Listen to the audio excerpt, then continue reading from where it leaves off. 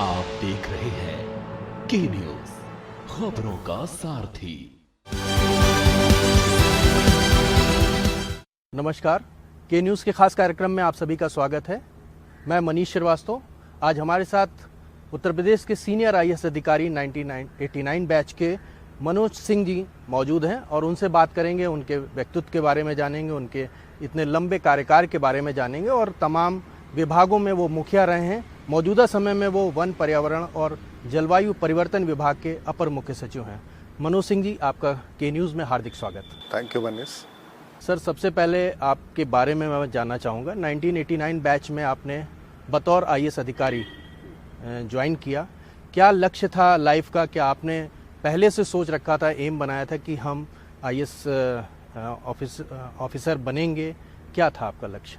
देखिए, मूलतः हमने एमएससी भूगर्भ शास्त्र किया था और मैं तमाम जियोलॉजिकल सर्वे ऑफ इंडिया और ओएनजीसी और हिंदुस्तान कॉपर, इन सब में क्वालिफाई किया था और मूलतः साइंस बैकग्राउंड है हमारा।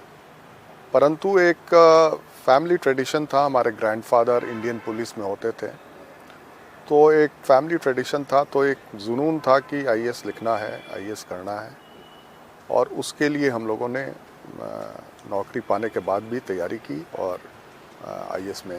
बिलोंग सर आप कहाँ को करते हैं? मैं बिलोंग तो बिहार का हूँ, पटना में मूलतः रहता हूँ और वहीं से हमारी पढ़ाई हुई और उत्तर प्रदेश संवर्ग मिला। ये हमारा सौभाग्य था कि बिहार के सन्निकट के राज्य में हमको काम करने का मौका मिला। और परिवार में और लोग कोई आईएएस या आईपीएस? हमारे cousin Indian ordnance factory services में हैं और हमारे दूसरे कज़न झारखंड हाई कोर्ट में जस्टिस हैं और सिस्टर हमारी डॉक्टर हैं।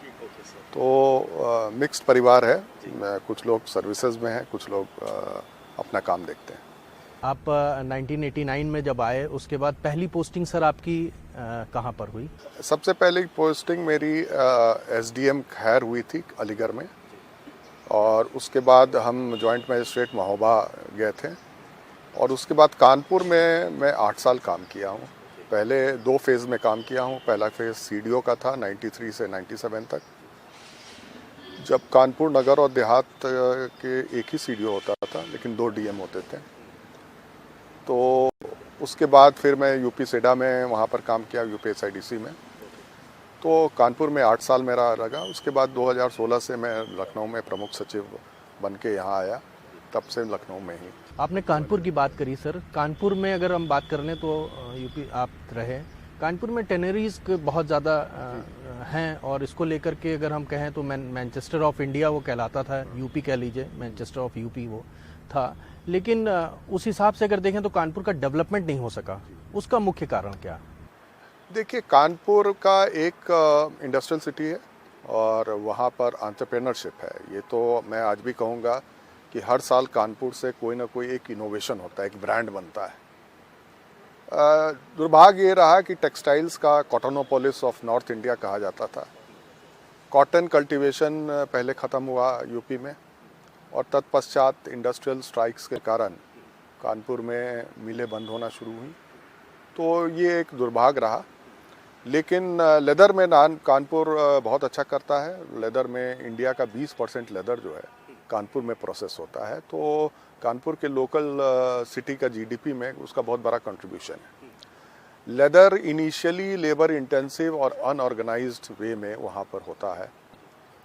अब जाके धीरे धीरे ऑर्गेनाइज्ड होना शुरू हुआ है। उसके 2 मुख्य कारण हैं। एक तो वर्ल्ड में बहुत ज़्यादा अब जो प्रोडक्ट्स बनते हैं उन पर ये रहता है कि वो मैन्युफैक्चरिंग ऑर्गेनाइज्ड हो और उसमें लेबर लॉज का अनुपालन हो, उसकी क्वालिटी अच्छी हो। तो उसके कारण बहुत सारे टैनरीज ने अपने को मॉडिफाई किया है। बहुत सारे टैनरीज उन्नाव शिफ्ट किए क्योंकि वहाँ जगह नहीं थी और अभी भी बहुत सारे टैनरीज जो स्मॉल एंड मीडियम है वो अनऑर्गेनाइज्ड वे में काम करते हैं। तो इसलिए टैनरीज का डिफरेंशियल स्ट्रक्चर है। लेकिन नमामि गंगे प्रोग्राम आने के बाद ईटीपी का जो एफ्लुएंट ट्रीटमेंट प्लांट होता है उसका निर्माण कराया गया एक जाजमऊ में भी है, एक आपका बंथर में है और एक और निर्माण हो रहा है सीसामऊ में। तो टैनरीज का जो वेस्ट है वो गंगा के पोल्यूशन के लिए काफ़ी हानिकारक रहता है और उसके कारण तमाम समस्याएं होती है। तो लगभग 70% इन सब सीटीपी बन जाने के बाद वेस्ट ख़त्म हो जाएगा। इसके अलावा एक और भी थिंकिंग चली थी, जब मैं यूपी सीडा में था तो रमईपुर में ज़मीन लिया गया था, वो इनके एसोसिएशन के सहभागिता से लिया गया है और काफ़ी बड़ा लैंड है वहाँ पर लेबर वो लेदर क्लस्टर के लिए वो परिकल्पना की गई थी और वो शायद आगे भी बढ़ रहा है। अभी मौजूदा समय में आप वन, पर्यावरण और जलवायु परिवर्तन विभाग है। आप बतौर यूपी सीडा में जब थे तब कानपुर में थे, टैनरीज के लिए आपने इतना काम किया। अब खुद आप उस विभाग के मुखिया हैं जहाँ पर जलवायु परिवर्तन और इसको आपको देखना है एनवायरनमेंट को, तो अब आपकी क्या पॉलिसी रहेगी उसको? नहीं, हम लोग की बड़ी स्ट्रिक्ट पॉलिसीज़ है। हम लोग का बेसिकली सर्विलांस का हम लोगों का है, इन्वायरमेंट विभाग का, और विजिलेंट रहना पड़ता है। कहीं से भी पोल्यूशन की शिकायत आती है, हम लोग वहाँ पर इंस्पेक्शन कराते हैं, टेस्टिंग कराते हैं और तत्पश्चात उनको इन्वायरमेंटल नोटिस देते हैं और इन्वायरमेंटल कंपनसेशन लगाते हैं और बंद भी करते हैं। लेकिन मूलतः जो टैनरीज हैं उनको अपना प्राइमरी ईटीपी खुद लगाना है और सेकेंडरी जो ईटीपी है वो उनके एसपीवी से इंडस्ट्री डिपार्टमेंट के सहयोग से लगना है। तो बेसिकली ये इंडस्ट्री डिपार्टमेंट का भी रोल इसमें बहुत ज़्यादा होता है कि भाई इसको कैसे हम लोग करें। एनजीटी के निर्देश काफ़ी सख्त निर्देश आते हैं, हाई कोर्ट भी निर्देश देता है और सुप्रीम कोर्ट भी निर्देश देता है, तो समय समय पर हम लोग को एक्शन भी लेना पड़ता है। लेकिन मेरा जो एज अ ब्यूरोक्रेट मानना है कि जब तक हम सबको मिला के नहीं चले और धीरे धीरे उस पाथ पर हम लोग चल भी रहे हैं, आने वाले 2-3 सालों में मेरा अनुमान है कि ये समस्या ख़त्म हो जाएगी। गंगा पोल्यूशन की जो समस्या है कानपुर की खास करके, ये समस्या ख़त्म हो जाएगी और एक बार रमईपुर में जब ये लेदर क्लस्टर शिफ्ट कर जाएगा तो बहुत सारे कानपुर के जो इंडिविजुअल यूनिट्स है वो भी जाएंगे वहाँ। तो ये रमईपुर में प्लांट कब तक ये शिफ्ट होने की? ये एक इंडस्ट्रियल टैनरी एसोसिएशन और यूपी सीडा मिल के उसको बना रहा है और इसमें भारत सरकार भी अनुदान देगी और ये एक स्टेट ऑफ आर्ट बनाने की परिकल्पना है, क्योंकि अब जो लेदर टैनरीज बनते हैं उसमें अगर विदेशों में जाए तो आपको स्मेल तक नहीं आएगा, आपको पता भी नहीं चलेगा। तो पूरा ग्रीनरी के अंदर उन्होंने वो फैक्ट्री लगाते हैं और उसमें तमाम पोल्यूशन कंट्रोल मेजर्स जो हैं वो लेते हैं। तो उस तरह से अगर फैक्ट्री लगाएंगे तो आपका प्रोडक्शन भी बढ़ेगा, एम्प्लॉयमेंट भी बढ़ेगा और अगर शहर से दूर रहेंगे तो पोल्यूशन शहर में कम होगा। लेकिन जैसे अगर आपने शहर की बात की, कानपुर में आपको रमईपुर में जगह मिल गई, सपोज करिए लखनऊ के अंदर इंडस्ट्री है कोई, अब लखनऊ के आसपास तो जगह बची नहीं सर, आसपास के अगर सराउंडिंग एरिया डिस्ट्रिक्ट कोई भी ले लीजिए, तो ऐसे में लखनऊ की या उससे सटे हुए इलाकों की इंडस्ट्रीज को कहाँ शिफ्ट करने का तैयारी? नहीं, देखिए संडीला में ज़मीन है, यूपी सीडा की ज़मीन है और खुर्सी रोड में ज़मीन है जो है, लेकिन होता क्या है कि इंडस्ट्री जो बाहर लगाते हैं वो खुद लैंड लेके लगाते हैं। उनको लगता है कि स्वयं का भूमि खरीदो और उसके बाद वहाँ उद्योग लगा दो, तो वो एक समस्या है। दूसरी बात है कि हमारे जो सिटीज़ हैं ये बहुत सोशल कल्चरल ओरिजिन के हैं और तमाम सालों से लोग वहाँ बसे हुए हैं, तो यहाँ हाउस होल्ड इंडस्ट्री भी रहे। अब एक साथ सबका रोजगार छीन लेना ये बड़ा डिफ़िकल्ट होता है। ये हमें इनफॉर्मल सेक्टर, देखिए अर्बन एरिया में जो इनफॉर्मल सेक्टर है, अर्बन इनफॉर्मल सेक्टर उसे कहते हैं, चाहे वो पान वाला हो, ठेला वाला हो या ग्रोसरी शॉप हो, जो सड़कों पर लगता है, उसका बहुत बड़ा कंट्रीब्यूशन हमारे जीडीपी पर है और एम्प्लॉयमेंट भी जनरेट करता है। आपने कोरोना काल में देखा होगा कि कितने परेशानियां हुई थी लोगों को और उन लोगों को भी वापस जाना पड़ा था, तो काफ़ी परेशानियां हुई थी। तो ये इसको मान के चलना है कि हमको इनफॉर्मल सेक्टर को फॉर्मल सेक्टर में कैसे लाना, कन्वर्ट करना, लोगों को परेशानी भी ना हो, तो ये थ्रू पॉलिसी होगा, फंडिंग होगा। तो इसके लिए एक बार में हम पूरी शिफ्ट नहीं कर सकते, बट सरकार की, केंद्र सरकार की और राज्य सरकार की जो नीतियां हैं उससे अब काफ़ी फास्ट हो रहा है, ऐसी बात पर हमारी संभावनाएं हैं और रूल्स भी स्ट्रिंजेंट बन जाते हैं। माननीय न्यायालय भी बहुत अब लैंड यूज़ पर सख्त है, तो लोग अब उस हाउस होल्ड इंडस्ट्री को भी शिफ्ट कर रहे हैं। हमारे जो मलिन बस्तियां हैं उसके भी सूडा द्वारा उनका भी विकास किया जा रहा है।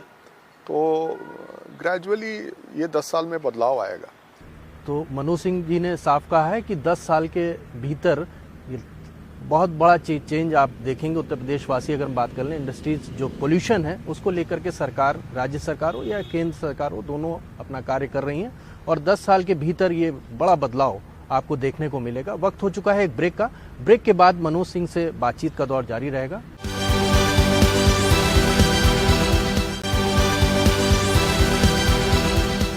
ब्रेक के बाद एक बार आप सभी का एक बार फिर से स्वागत है। आज हमारे साथ बात करने के लिए मौजूद हैं 1989 बैच के IAS अधिकारी मनोज सिंह जी। मनोज सर, आप जैसे अभी मौजूदा समय में आपके पास वन, पर्यावरण और जलवायु परिवर्तन विभाग है। अगर हम बात करें तो ख़ासतौर से अगर जो शिकायतें आती हैं वो वन विभाग में आती हैं कि पेड़ कटान की, चाहे आपका कतरनिया घाट हो, दुधवा नेशनल पार्क हो या तमाम जगहों पर, इसको लेकर के जो DFOs होते हैं, डिस्ट्रिक्ट फॉरेस्ट ऑफिसर, इन लोगों के ऊपर भी लगता है आरोप कि इन लोगों के द्वारा इस पेड़ कटान की जा रही है। इसको लेकर के एक प्रॉपर स्ट्रेटजी, प्रॉपर प्लानिंग कुछ आपने बनाई है इसको लेकर? जो आती है ज़ीरो टॉलरेंस टुवर्ड्स करप्शन हमारे सरकार की नीति है और हम लोग भी इसको काफ़ी स्ट्रिक्टली इन जो भी शिकायत होती है उस पर एक्शन लेते हैं। हम लोगों ने एक डिपार्टमेंटल SIT बनाया है, स्पेशली इस तरह की शिकायत, नॉट ओनली पेड़ कटान की बल्कि तस्करी की और इसकी शिकायत जो आती है खास करके हमारे हिमालयन तराई एरिया में, तो उस पर डिपार्टमेंटल SIT है, 3 मेंबर कमेटी है और वो तुरंत उस शिकायत पर एक्शन लेते हैं और उस पर कार्रवाई भी होती है। हम लोगों ने एक्शन लेके कई लोगों को सस्पेंड भी किया है, लेकिन ये जो शिकायतें होती हैं उसमें कब ये भी प्रायः देखा गया है कि आपसी रंजिश के कारण भी शिकायतें आती हैं और वो कई बार झूठी भी पाई जाती हैं।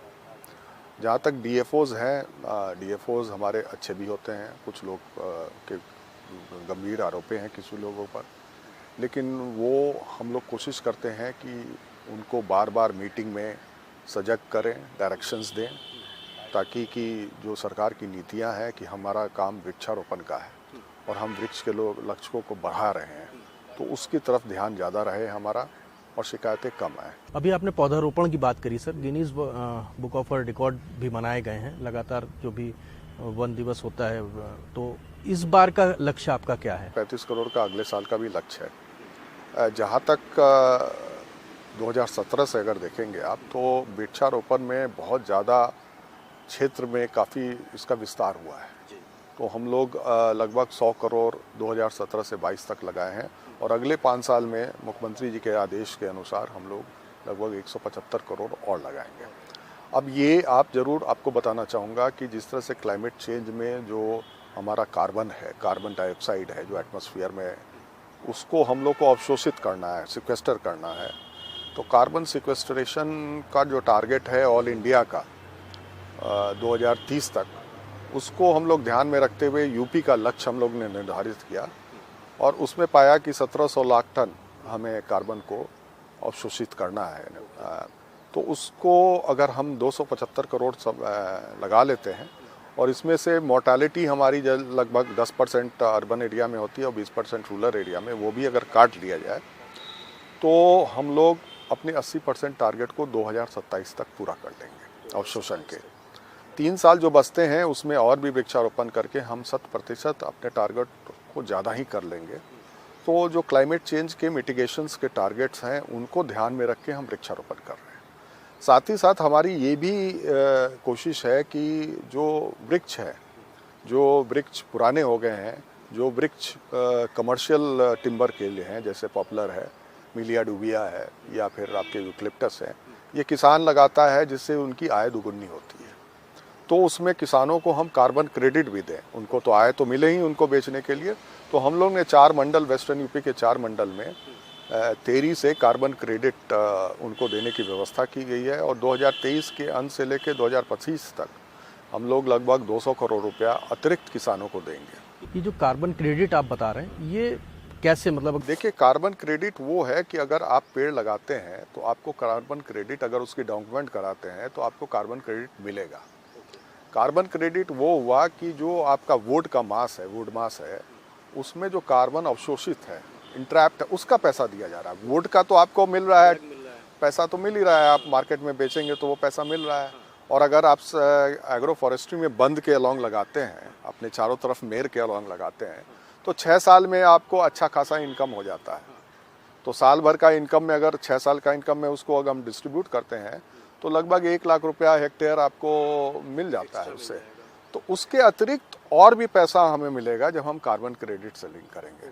तो एग्रीकल्चर जो प्रॉस्पेरिटी हमारे प्रधानमंत्री जी की जो घोषणा है कि डबलिंग ऑफ फार्मर इनकम हो, मेरे ख्याल से अगर कार्बन मार्केट को हम लोग टैप करें, वॉलेंट्री कार्बन मार्केट्स बड़े अच्छे डेवलप हो गए हैं और विदेश में जहाँ पर ज़मीन नहीं है, जहाँ पर एमिशंस ज़्यादा है, वो लोग एक कार्बन क्रेडिट खरीदते हैं। जैसे जापान में ओलंपिक्स हुआ था तो उन्होंने कार्बन क्रेडिट खरीदा, तो वो कार्बन क्रेडिट अगर हमारे किसानों को मिले तो उनके आय में वृद्धि हो। तो ये जो आप अभी पश्चिम में आप बता रहे हैं 4 उसमें हम शुरू कर रहे हैं, तो इसके लिए क्या पीपीपी मोड पे आपने दिया हुआ है अभी? दिल्ली में किया है, हमारे डीएफओज जो वेस्टर्न यूपी के वो कंट्रीब्यूट कर रहे हैं, वो मैप कर रहे हैं कि एक किसान के खेत में कितना पेड़ है और उसके मुताबिक उनका $6 प्रति पेड़, वो 5 साल का अगर पेड़ है पॉपुलर तो $6 मिलेगा उसको प्रति पेड़, तो उससे उनको आमदनी भी होगा। सर, आपका लंबा कार्यकाल रहा है, इस दौरान आप कई विभागों में, अगर हम कहें तो सभी बड़े विभागों में आप बतौर अध्यक्ष, बतौर सीनियर आईएएस आप तैनात रहे। समाज कल्याण विभाग भी आपके पास था और लंबा टेन्योर आपने उसमें बिताया, लगभग 4 साल का आपका कार्यकाल रहा।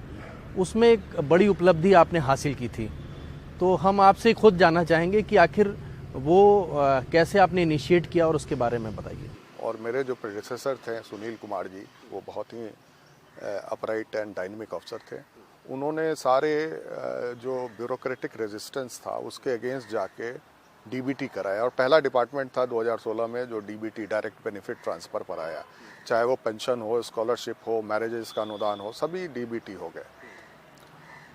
हम जब ज्वाइन किए थे तो उसकी मात्रा बहुत कम होती थी। हम जब यूनिवर्सिटी से बात किए तो उन्होंने कहा कि हमारे सेशंस डिलेड आते हैं, इसलिए आप थोड़ा इसको लिबरल बनाइए ताकि हम लोग अप्लाई कर सकें और हम लोग स्कॉलरशिप का फ़ायदा उठा सकें। आप जानते हैं कि शेड्यूल कास्ट और बैकवर्ड कास्ट को स्कॉलरशिप मिलता है पढ़ाई के लिए, उसमें फ़ीस रिइंबर्समेंट भी होता है। तो हम लोगों ने थोड़ा लिबरल एटीट्यूड किया क्योंकि हमारे मंत्री जी की भी ये परिकल्पना थी कि सभी को मिले। उसके कारण हम लोग और जो लोग छूटे हुए थे उनको भी हमने सम्मिलित किया। तो 12 लाख को मिलता था हमारे पहले, हम लोग ने 25 लाख SC STs को देना शुरू किया। आप देख रहे हैं कि ब्रेक के बाद आप सभी का स्वागत है। आज हमारे साथ बात करने के लिए मौजूद हैं 1989 बैच के IAS अधिकारी मनोज सिंह जी। मनोज सर, जिस तरह से अगर हम बात कर लें लायन सफारी, एक बहुत क्यूरियोसिटी रहती है बच्चों के अंदर, जो यंग जनरेशन है, छोटे बच्चे हैं, उनके अंदर घूमने घामने के लिए बहुत ज़्यादा उत्सुकता रहती है। इसको लेकर अगर हम उत्तर प्रदेश की बात करें तो ख़ास तौर से हमारे पास कतरनिया घाट, दुधवा नेशनल पार्क और पश्चिम में अगर हम बात कर लें तो पीलीभीत ये है, और इस तरह से लायन सफारी एक लखनऊ में भी बनने की बात है। इसको लेकर के बतौर विभाग के मुखिया क्या तैयारियां हैं, कितने दिन में ये तैयार हो जाएगा और कब तक लोग लायन सफारी का आनंद ले पाएंगे? हम लोगों ने अमानगढ़ टाइगर रिजर्व, जिसको हम लोग न्यू कॉर्बेट कहते हैं, बिजनौर में, कॉर्बेट से एक्सटेंशन अब कहिए, उसका भी फाउंडेशन बन गया है। तत्पश्चात हम लोग ने एक एलिफेंट रिजर्व बनाया है और एक रानीपुर जो बुंदेलखंड का पहला रिजर्व है वो टाइगर रिजर्व बनाया है। तो इसमें काफ़ी कम समय में काफ़ी आगे हम लोग बढ़ चुके हैं। टाइगरों के लिए और अन्य स्पीशीज़ के लिए उनको कैसे प्रोटेक्ट किया जाए। देखिए, आजकल एक मूवमेंट चला है, डीप इकोलॉजी मूवमेंट, जो ये विश्वास करता है कि अगर हमको, आदमी को रोटी कपड़ा और मकान की ज़रूरत है तो हमारे जानवर को भी कम से कम उनके खाने की प्रबंध हो और उनका एक हैबिटेट रहे मकान की तरह, उसको संरक्षित करें, उसको आप डिस्ट्रॉय नहीं करिए। तो उनके लिए भी लिविंग स्पेस देना ज़रूरी है। इसी परिकल्पना के आधार पर, इसी को इम्प्लीमेंट करने के लिए हम लोग ये टाइगर रिजर्व्स या एलिफेंट रिजर्व्स बना रहे हैं। रानीपुर का जो विशेषता है वो चित्रकूट से सन्निकट है और ये जो हमारा वो केन बेतवा लिंक जो हो रहा है, केन बेतवा लिंक होने के कारण पन्ना टाइगर रिजर्व्स के कुछ एरिया सबमर्ज्ड होंगे। तो नेचुरल टाइगर जो है, टाइगर तो कोई स्टेट का बाउंड्री जानता नहीं है, तो वो तो सीधे माइग्रेट करेगा। तो इसलिए पहले से ही हम लोग उसकी व्यवस्था कर रहे हैं, उसको विकसित करेंगे और उसके वनीकरण क्षेत्र को बढ़ाएंगे और कोशिश करेंगे कि टाइगर पॉपुलेशन वहाँ ज़्यादा से ज़्यादा हो। सर, अब बात प्रशासनिक सेवा की अगर कर लें तो लंबा प्रशासनिक अनुभव आपके पास रहा है, सीडीओ से लेकर के प्रमुख सचिव, फिर उसके बाद आप अपर मुख्य सचिव के पद पर हैं आज के दौर में। अब नई जनरेशन आ रही है, नए बैच आ रहे हैं आईएएस अधिकारियों के लिए, उनकी कार्यशैली और आप लोगों की कार्यशैली अगर हम देखें तो काफ़ी चेंजेस मुझे देखने को मिलते हैं। अगर मैं पर्सनल अपनी बात करूं, किस तरह का बदलाव आज की जनरेशन में आ चुका है और उसको किस तरह से काम करना चाहिए जिससे उसकी एक छवि एक बेहतरीन प्रशासक के तौर पर रहे, एक बेहतरीन आईएएस अधिकारी। आपकी अगर सीनियर आईएएस अफसर की बात करें तो आप अपने जूनियर्स को क्या संदेश देंगे? डेमोक्रेसी में पॉलिटिकल एग्जीक्यूटिव जो होता है वो एक रूलिंग पार्टी से चुन के बनाया जाता है और उसके अंडर में परमानेंट एग्जीक्यूटिव जो ब्यूरोक्रेसी होती है वो रहता है। तो हम यंग आईएएस अफसर से ये कहेंगे कि अपने जो राजनेता हैं उनकी बातों को समझें, ध्यान दें, क्योंकि कोई ना कोई प्रॉब्लम उनके पास आया है तभी वो उन आपसे इंटरेक्ट करते हैं। तो एक कॉर्डियल रिलेशनशिप रहना चाहिए, हर चीज़ को नेगेटिव में नहीं लेना चाहिए। बहुत सारी चीज़ें होती हैं जो यंग डायनेमिज्म में आप नहीं समझते हैं, बाद में आपको पता चलता है। दूसरा, कभी भी वन साइडेड स्टोरी पर विश्वास ना करें। होता क्या है कि जब आप डिस्ट्रिक्ट में होते हैं तो एक साइलेंट मेजॉरिटी होती है और एक वोकल माइनॉरिटी जो है वोकल होती है। जो लोग आते हैं आपको शिकायत करते तो आप साइलेंट मेजॉरिटी गरीब की भी सुने और other side of the story भी सुन के ही एक्शन लें। बहुत जल्दी एक्शन से बहुत गलतियां भी हो जाती हैं। शुरू में सर्विस में गलतियों से सीखते भी हैं लोग। और ऐसा है कि जो चेंजेस के बारे में आपने पूछा, पॉलिटिकल, इकोनॉमिक और सोशल चेंजेस डेमोक्रेसी में होते रहते हैं। उसके कारण जो ब्यूरोक्रेसी का नेचर है वो भी अब बहुत चेंज कर गया है। रिस्पॉन्सिव ब्यूरोक्रेसी का नेचर हो गया है। पहले अंग्रेजों के समय में एलीट ब्यूरोक्रेसी कहते थे। हाँ, तो अब रिस्पॉन्सिव ब्यूरोक्रेसी में आपको बहुत सारे चीज़ को लेके चलना पड़ता है, पूरे व्यवस्था में लेके चलो। और एक आईएएस अफसर की यही खूबी है कि क्राइसिस में भी वो अपने माइंडसेट को, अपनी कार्यशैली को बनाए रखें, डिस्टर्ब ना हो, कभी भी विचलित ना हो। अगर आपको लीडर्स के रूप में देखा जाता है, लीडरशिप रहती है, एडमिनिस्ट्रेटिव लीडरशिप, और अगर पॉलिटिकल लीडरशिप और एडमिनिस्ट्रेटिव लीडरशिप में एक सिनर्जी आ जाए तो आप देखेंगे उस जिले में ट्रांसफॉर्मेशन बड़ा जल्दी हो जाता है, बहुत ईजिली हो जाता है। तो ये जो मैसेज है मेरा यंग आईएएस अफसर्स के लिए कि अपनी डायनेमिज्म को खोए नहीं। दूसरा, न्यूट्रलिटी रखें, अपराइटनेस बनाए रखें, और जो कार्डिनल प्रिंसिपल्स ऑफ ब्यूरोक्रेसी है, एनोनिमिटी बनाए रखें, उसका अनुपालन करते हुए आगे बढ़ें। निश्चित वो लाइफ में सक्सेसफुल होंगे। एक सवाल और इसी से जुड़ा हुआ है सर, कि ये कहा जा रहा है कि पहले की अगर बात कर लें तो नेता ब्यूरोक्रेसी पे दबाव बनाते हैं और उनसे काम कराते हैं जो गलत तरीके से। दूसरी तरफ ब्यूरोक्रेसी ये सोचती है कि नेता हैं, अगर हम इनको नाराज़ कर देंगे तो हमारी जो क्रीम पोस्टिंग है, जो क्रीम पोस्टिंग का मतलब आप समझ रहे हैं, जो क्रीम पोस्टिंग है हम उससे हट के साइडलाइन चले जाएंगे। तो ये असमंजस की स्थिति दोनों में रहती है। जो जिनको लगता है कि मैं क्रीम पोस्टिंग पा रहा हूँ, वो एक पॉलिसिंग उनका नेचर हो जाता है, नेताओं की चमचागिरी करना या इस तरह का।